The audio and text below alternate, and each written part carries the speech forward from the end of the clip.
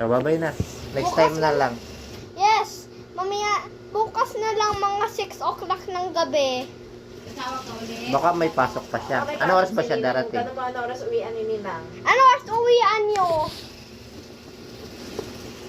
Baka hapon. Mga 6 nandito na ako, bebe. Mga 7 ka na makatawag. 7 ka na tumawag. Yun. Kasi magluluto pa yan sila. Oh, yes. Bukas pa sila ng pagkain nila. O, ba't mo tinabunan si Papa? May kasunod kasi na cellphone. Patay mo na. Babay ka na kayo. Bye-bye, Ninang. Patay ko. Patay mo na. Bye-bye. Chof ko na. Alam mo, ala tawag itong lukong to ah. Oh, ano na yung cellphone tapos na kayo mag-usap. Happy ka na? Nakausap mo na si Ninang? Ha? Sulat na ako.